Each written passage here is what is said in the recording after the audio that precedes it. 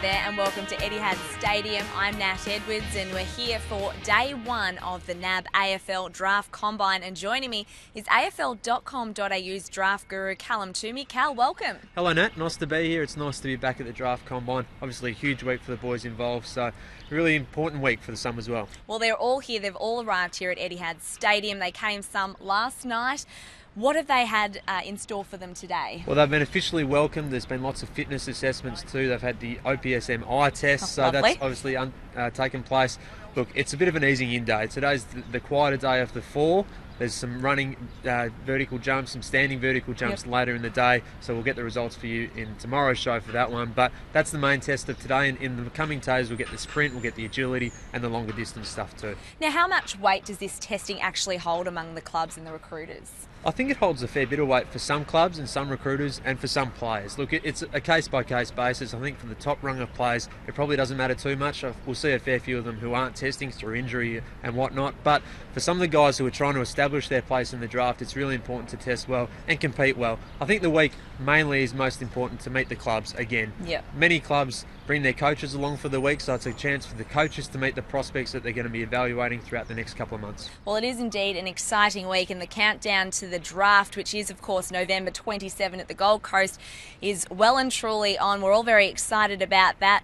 Of course, the Saints at this stage, they have the number one draft pick, unless of course they trade it, and they have said it could be on the table. Potential for that, isn't there? So I think it's going to be really interesting to see how that unfolds throughout the trade period. Obviously there's a few contenders. Angus Brayshaw's one, Christian Petrarca's another, Peter Wright's one as well, but Paddy McCartan stands as the number one choice at this moment for me, and the Saints and Paddy face the cameras this morning.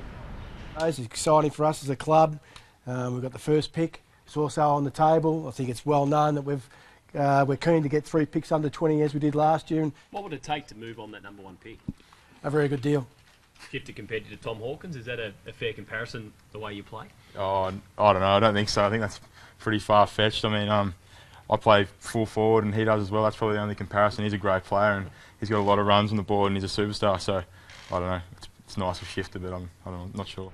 Paddy McCartan's certainly a very impressive young fella, isn't he? Now, on to the Bulldogs, and at this stage they have pick number 5, and you caught up earlier with Simon Dalrymple, the recruiting manager at the Bulldogs. I think the first couple, even some of those boys have had some injuries, and then there's a big blanket that you could put over probably 10 players.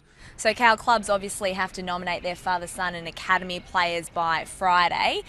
What do you think about the Bulldogs' chances there? Well, I think they're going to get a really good player in Zane Cordy.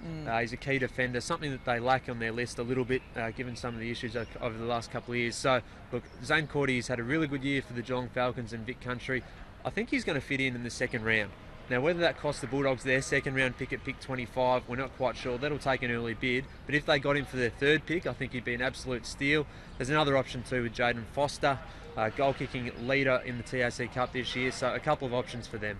Yeah, look, we've put the paperwork in with the AFL today, and we'll nominate Zane.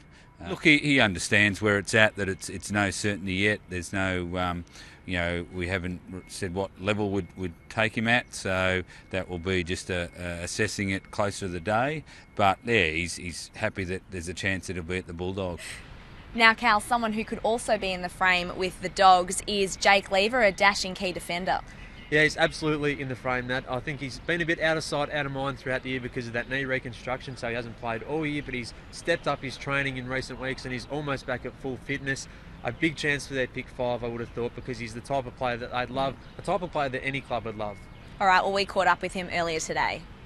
It's been pretty exciting, not only today, but the past week. I've absolutely been jumping at the bit, so just really looking forward to getting out there with the other players as well, testing and being a part of it again is really the most exciting bit.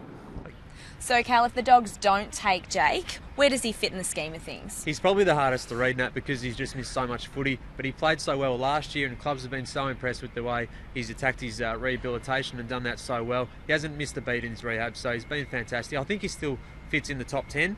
Is it the Crows at pick 9? Is it the Suns at pick 7? Is it Dogs at pick 5? Maybe even Carlton at pick 6. I think they all would look at a key defender like Jake. He's tough, he's physical, he's quick enough, he can use the ball well, and he's a captain in the future. So, look, he's a top 10 pick for mine. It's just a matter of which club. Well, another young prospect that has missed a lot of footy this year with injury is Nakaya Cockatoo, and we saw him go round in the curtain raiser before the grand final on Saturday in the under-18s All-Stars game, and he just absolutely starred. Well, he did. He won the medal as the best player in the ground. It was his first game basically all year, so an amazing effort for that. He had about 20 touches, kicked an amazing goal in the last quarter. He ran out of the centre and showed his explosive speed and strength. He couldn't be tackled. It was just amazing. So he was excited to be out there, and just to see him out there was really good for clubs. I think on the back of that performance, we should see him get drafted in the national intake. Well, we spoke to Nakaya earlier today. Definitely doing all the testing. I'm pretty excited about it, and I'm definitely been training for it as well. So definitely helped on the field. So been out of business for a while. So definitely get back and show them what I can do. It's good. So, Cal, the running and standing vertical jumps, a favourite of mine, being a shorty, are coming up later today. So that's what the players will be up to. So we'll have that all for you on tomorrow's show. But what else is coming up tomorrow for the boys? Tomorrow might be a favourite event of mine. I think it's the repeat sprint and the 20-metre sprint and the agility stuff. So all over there in the hard court. It's been laid out perfectly here at Etihad Stadium, so it's going to be very interesting to see if Jared Pickett can break his 2.8 second record over 20 metres. He's the one to beat there, I think. Well, plenty of action coming up this week from Etihad Stadium for the NAB AFL Draft Combine, and you can get all your news on afl.com.au. Cal, thanks for joining us. Thanks, Nat. We'll see you all tomorrow.